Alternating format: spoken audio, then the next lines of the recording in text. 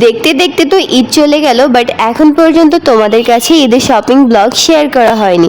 তাই আজকে ভাবছি যে আজকের ব্লগে তোমাদের কাছে ঈদের শপিং ব্লগ শেয়ার করব। চলো শুরু করা যাক। তো প্রথমেই যে ব্ল্যাক ড্রেসটা দেখতে পাচ্ছ, এটা কিন্তু ঈদের মেইন ড্রেস। আর এই ড্রেসটা পরে তোমরা অলরেডি আমার পিকচারগুলো দেখেছো। ব্ল্যাক কালারের মধ্যে কিনেছিলাম, আর এই ড্রেসটা কিন্তু আমি সব সময় পরতে পারবো। অফিসেও এটা পরা যাবে, বা এমনিতে নর্মালি যদি আমি কোথাও বের হই সেক্ষেত্রেও পরতে পারবো। নিয়ে নিয়েছিলাম এই সুতির থ্রি পিসটা, কারণ যেহেতু গরম পড়ে আর এখন যদি আমি গর্জিয়াস টাইপের সবগুলোই কিনি তাহলে আর কি ওগুলো পরা হবে না, যেই কারণে আমি একটা গর্জিয়াস কিনে বাকিগুলো একদম সিম্পলের মধ্যে রেখেছি। তারপর নিয়ে নিয়েছিলাম এই থ্রি পিসের সেটটা, এই হোয়াইট কালারের টু পিসটা আর এই ওয়ান পিসটাও আমি কিনেছিলাম। আর আমার এবারের সবগুলো ড্রেসে অনেক বেশি সুন্দর হয়েছে। এন্ড তারপরে যদি আমি হিলের মধ্যে দেখাই সেক্ষেত্রে আমি এই ব্ল্যাক কালারের এই হিলটা কিনেছিলাম। আমি সবসময় শর্টের মধ্যে আর কি পরতে পছন্দ করি, যেই কারণে একদম শর্টের মধ্যে হিল কিনেছি।